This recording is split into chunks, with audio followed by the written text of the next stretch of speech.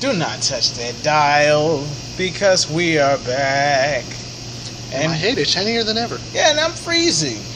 But I still... Cold? Really? But, yeah, fucking cold. But I'm Feels still good to me. 100% manly. Manly mother fluffing beard. Manly. Welcome to the Millennial Podcast. I am Brandon. And this is the spot to my Captain Kirk. Chris. Of course, he's not a Trekkie.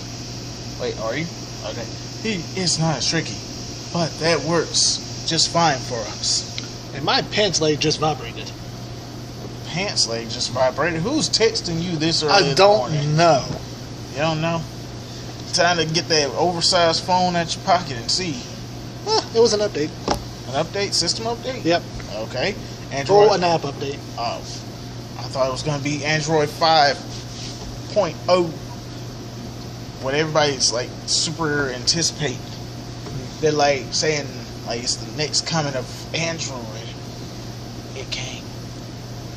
It came, it saw, and it came again. Yes. And then it slowed everything down drastically. Tonight.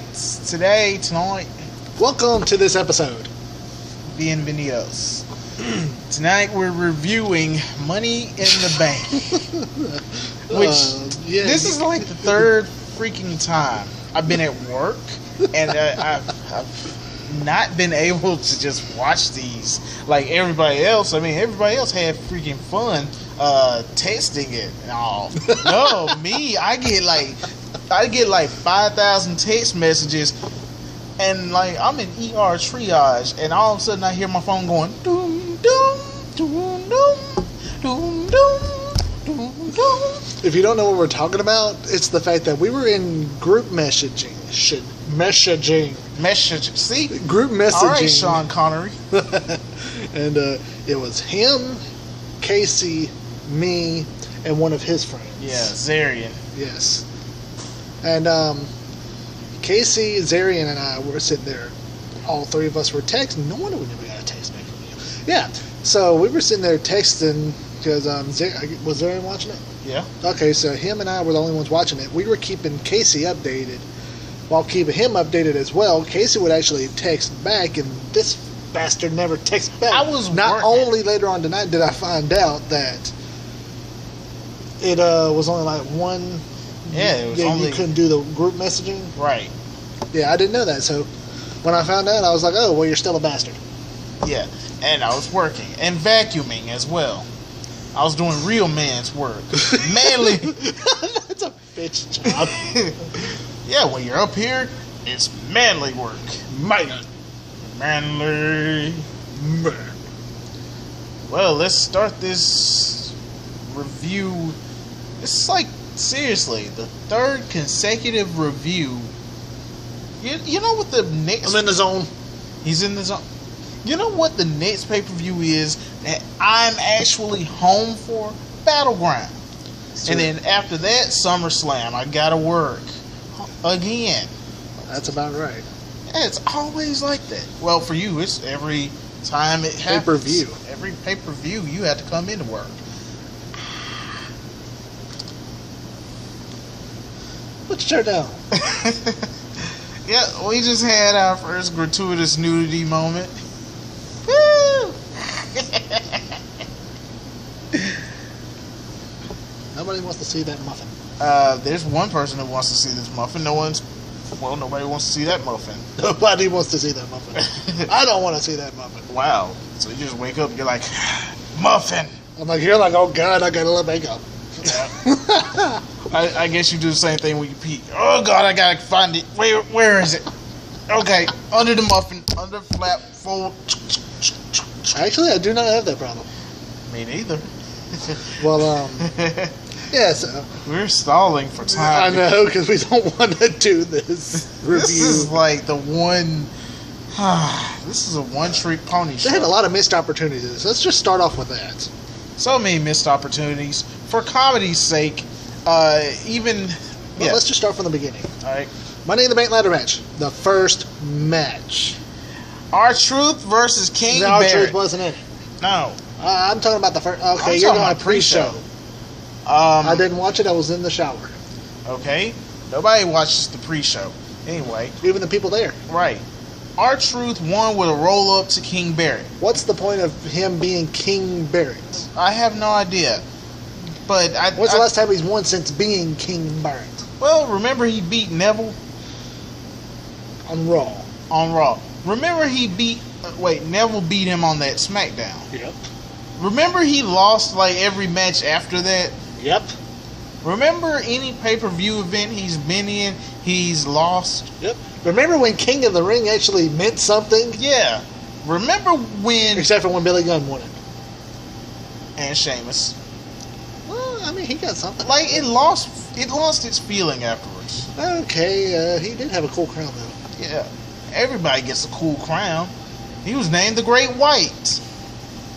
And Ku Klux Klan members all... down. I mentioned...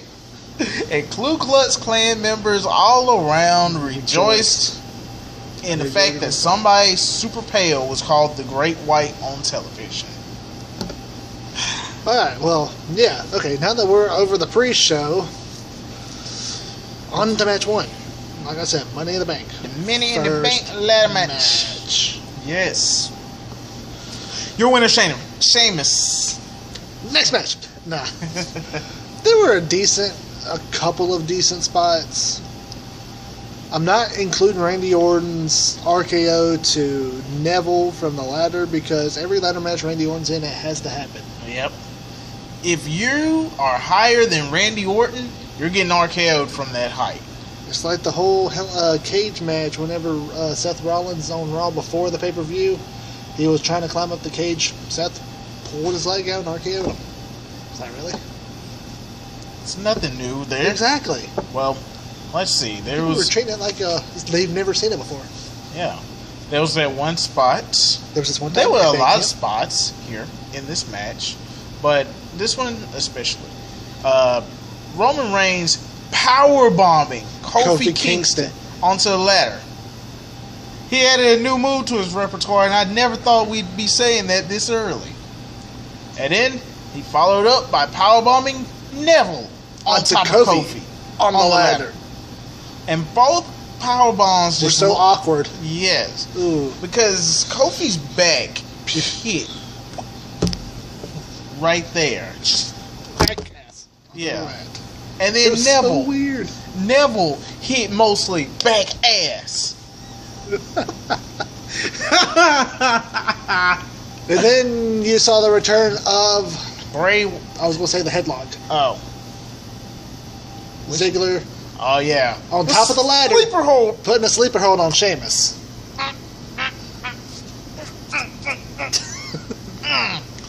Yeah, go to sleep. Oh, snap, I'm up here with you. But, yeah, I would have to agree with the fact that Bray Wyatt returning was kind of cool. Yeah. Not getting Roman Reigns off the ladder. Sister Abigail. Yep. I mean, yeah, it's not going to end well for Wyatt. Right, because he's going to lose. Exactly. I don't even remember the last time. Oh, Dean Ambrose. Wait, no. Ryback. What was the last one he beat? Ryback. He beat Ryback? He beat Ryback at the pay-per-view last month. Oh, shit. See? Wasn't that 2 weeks ago? Yes. Okay. You're saying no, last no, month. No, it was 4 weeks ago. Okay. Okay, that was 4 weeks ago. 2 weeks ago, Ryback won the Intercontinental title. Okay. See how freaking close this crap is? Yeah, and a lot of people are, writers and stuff, are enjoying the 2 week thing. It doesn't give time. Exactly. It doesn't give time for feuds to just really build and marinate and really have meaning to it. Hashtag primetime players. Hashtag primetime players, bitches. Okay, let's just get back to this. Oh, and can I just say this? Jerry Lawler channeled his inner Jim Ross during the match. When Bray Wyatt came out and Sister Abigail Roman Reigns, Jerry Lawler, of all people, get this in mind, Jerry Lawler was ready to call Bray Wyatt a sick, sadistic son of a bitch. But he had to catch himself. He was like, wait a minute, I'm not JR. I'm not selling barbecue sauce. I'm a king. And I make witty jokes. I don't call people sons of bitches on PG television. But there was a son of a bitch tonight. Next match. Divas. Divas. Oh, Lord. It was a crappy match, the end. It was a crappy match, and the highlight of this match was Twin Magic. Paige pinned Bree when everyone the ref thought it was Nikki, to become the Divas champion, allegedly. And then Bree revealed herself as Bree and not Nikki, even pointing to her crotch. Gratuitous crotch pointing, because fire crotch. Actually, when she did that, she was pointing out the tattoos. I know, but can I say that she was like pointing at her crotch, like, look at my crotch. This is how you can tell the difference. Look at my crotch. Mind y'all, I was sleepy when I was watching that, so that's what made that. You think that would be enough to get a disqualification, but no, they didn't ring the bell. Not disqualification. And Nikki hit Paige with the elbow, and then the stupidly named Rack Attack. Rack Attack, because tits and ass work perfectly. And because it rhymes, yeah. Rack Attack, Rack Attack. Gotta hit the bitch with the Rack Attack. Rack Attack. 1, 2, 3. Yeah, I get the fact that that Paige dedicated it to Dusty Rhodes. It was a Dusty Rhodes finish. Sort of. Yeah. But yeah, it was still stupid. Yes. Very. It's just, if it's not Dusty Rhodes, then it just doesn't work. Right. Match number 3. Yeah, match number. Yeah, we'll go with that one. Yeah. Match number 3. John Cena versus Juan Cena. I don't think it was John Cena. Yes, it was. I thought there was one more match before here. Oh, yeah. Ryback versus Big Show. There we go. See, this is how forgettable this stuff is. And the match actually started off decent. And then it just... For two big guys, it was actually a decent match. But...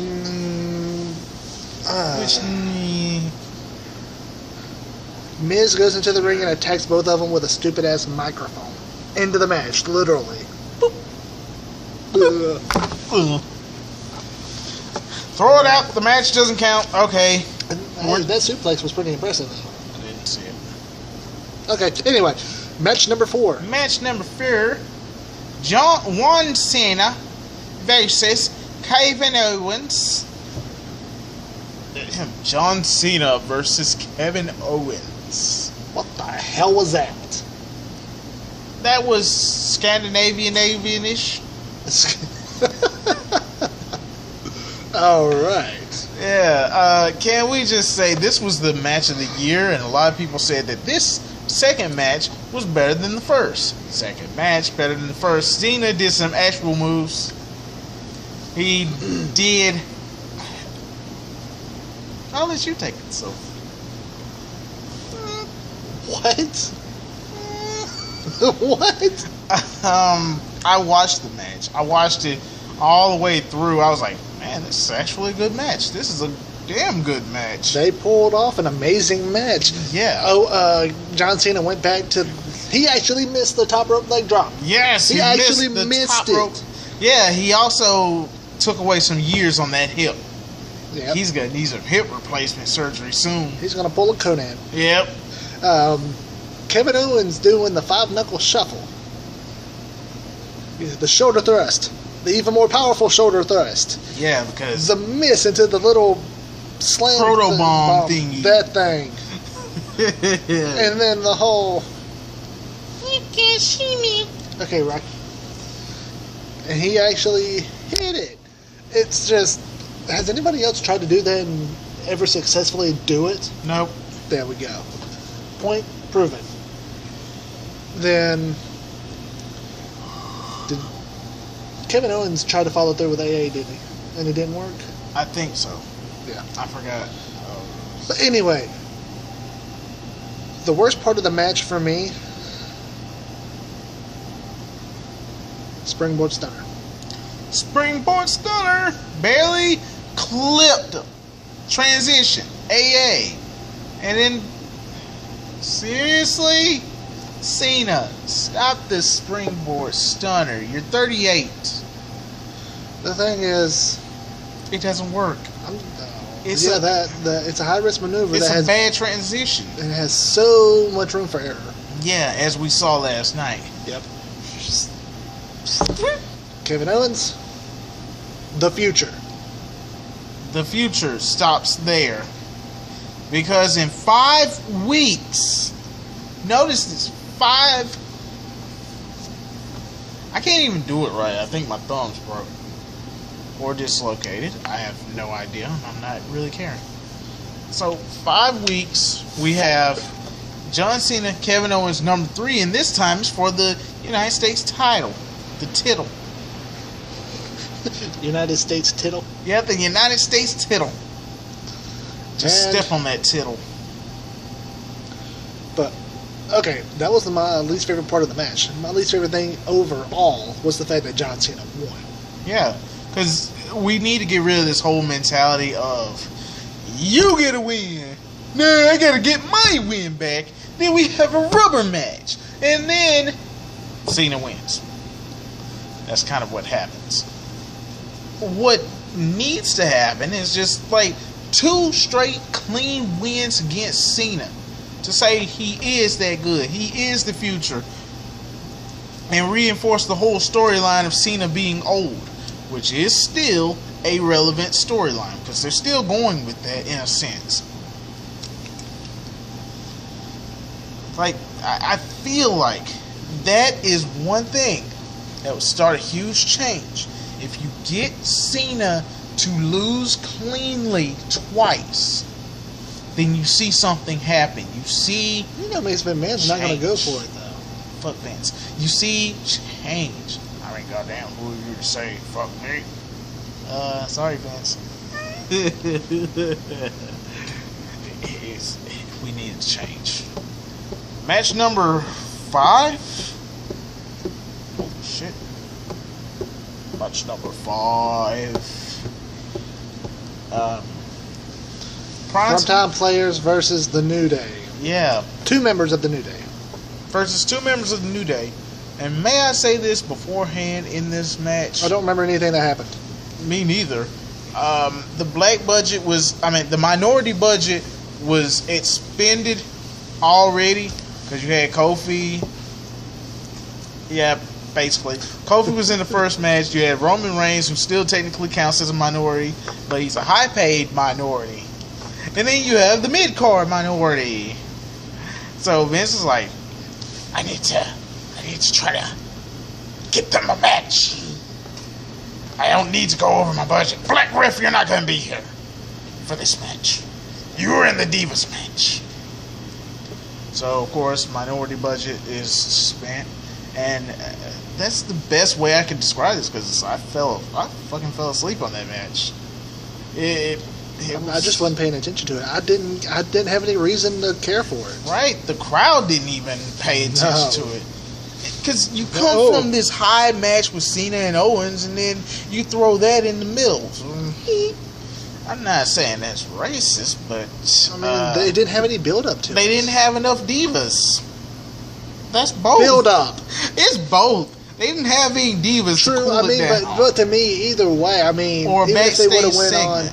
If they would have went on before Cena Owens, it still would have had the same reaction, in my opinion, because, like I said, they didn't have enough build-up. Right. That's the other disadvantage of this whole 2-week thing. If you have 2 weeks to build up a feud for the next event, so you can get it on TV and get it out there, and then go on to the next thing. Right. It's not a special event. Exactly. It's just something that you're putting on. It's just a fancy, decorated 3-hour Raw. Because Money in the Bank was damn near 3 hours in itself. Yep. And it just felt like Raw.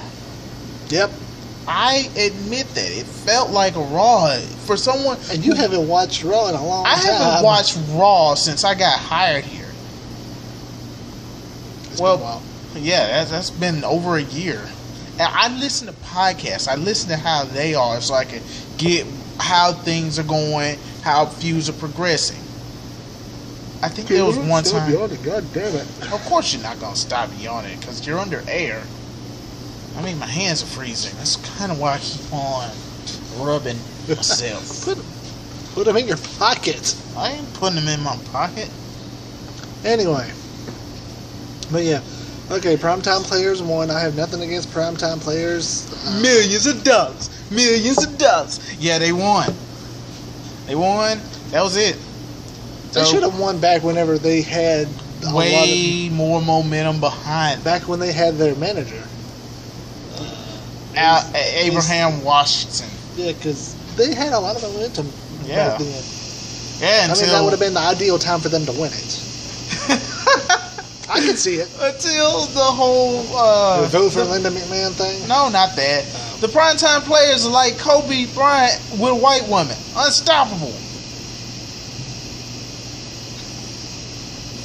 No, seriously. You gotta look that up. That's the exact thing that got them in trouble. Well, got AEW in trouble and got him fired, and then primetime players went from up there to way below this table. That is how you get to be below Los Matadores. Exactly how you get to be below them.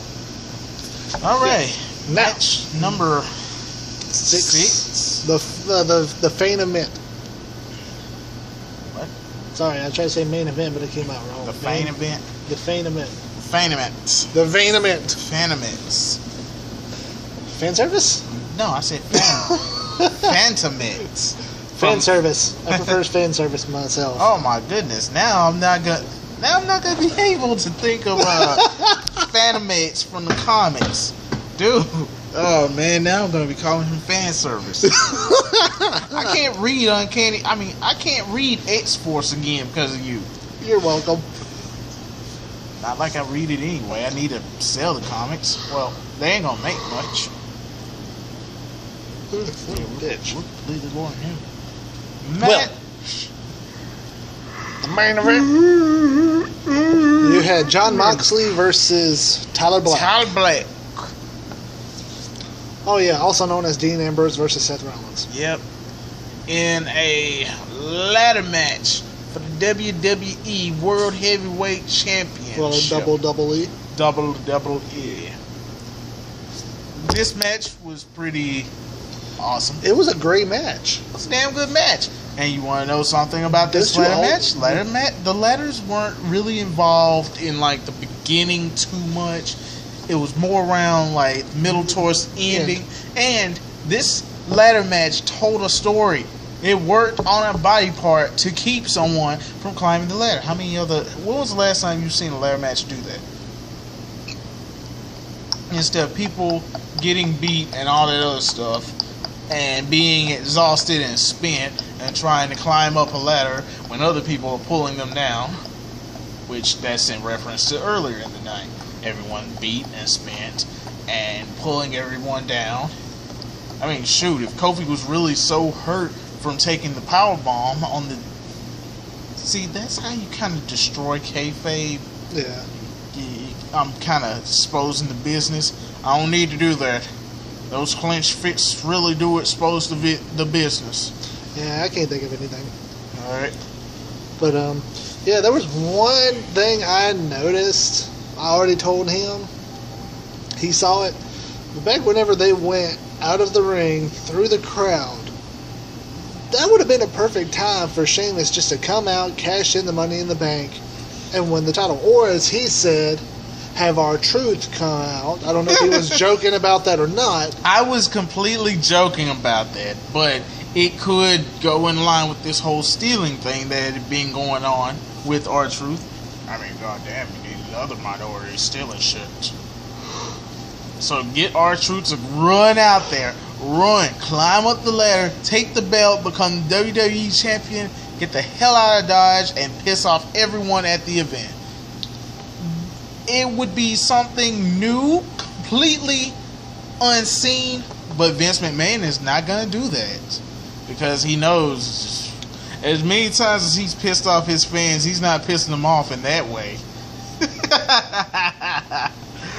Oh man, that's how you make a black man a champion. Okay, it's not about race. I'm sorry, peoples. It's not about race. But it would be funny. Well, the coolest parts of the match were Dean dropping Seth over the, flipping him over the ropes onto the ladder. Yep. That was bridged between the ring and the announce table. As God as our witness, he was broken in half. And then, to me, the other part that was really cool was the sit-down powerbomb onto the ladder whenever Seth Rollins threw some chairs on there. And people were saying, why did he put chairs on there? Why would you want to actually... Exactly, and to protect Dean's back. Right. Why would you actually want to do that? Obviously hurting yourself and your opponent. Right. I mean, they're trying to make this career last a little longer. Exactly. I mean, shit, Dean already went through a whole bunch of shit in CZW. CZW. A lot of stuff. A whole lot. This man was about busted open as much as Ric Flair and Dusty put together.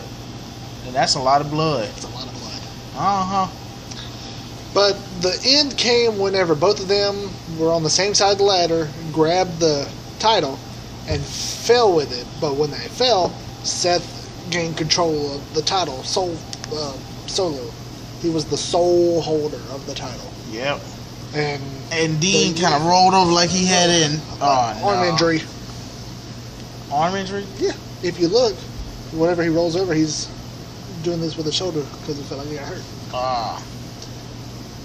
That's telling the story. That's how you tell a damn story. That was a great match. Yes, it was, indeed. But that ended Money in the Bank. Yeah.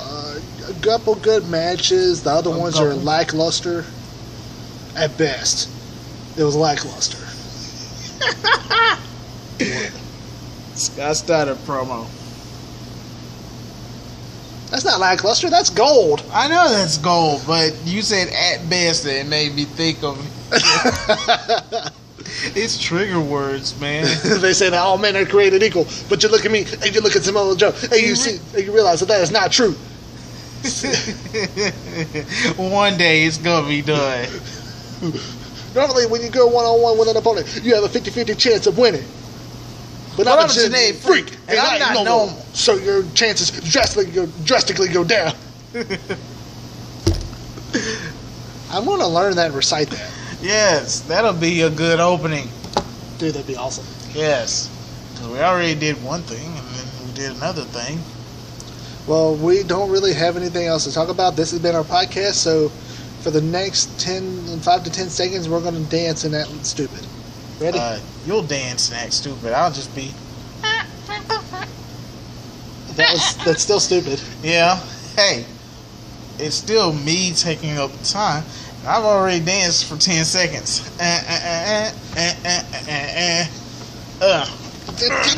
Mosh pit, mother... Delayed reaction.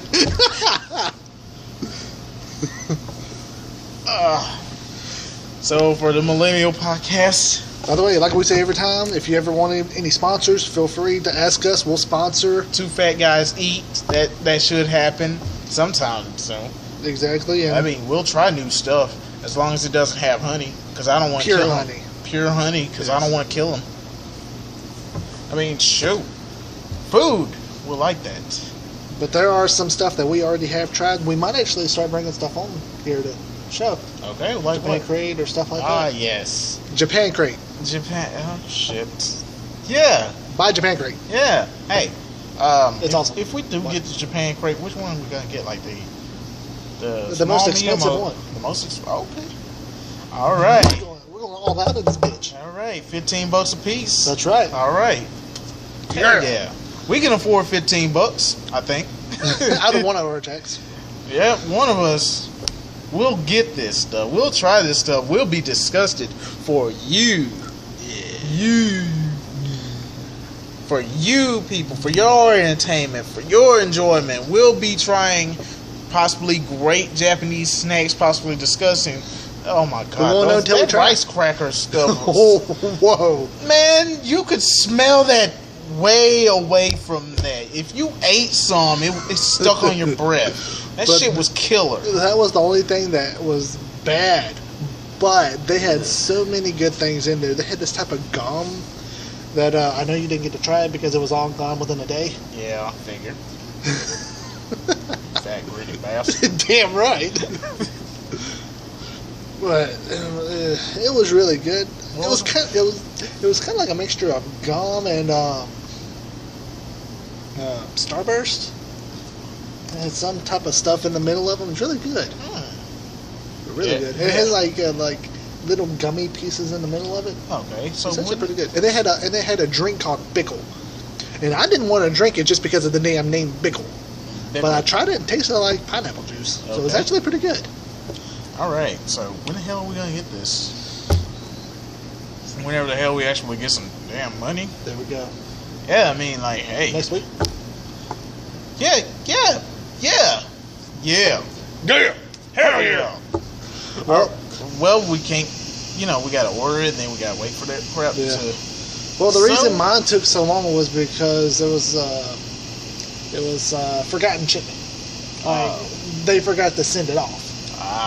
That's why. Yeah. So. But it's all right. It's all good. It came. It's all. And I came again.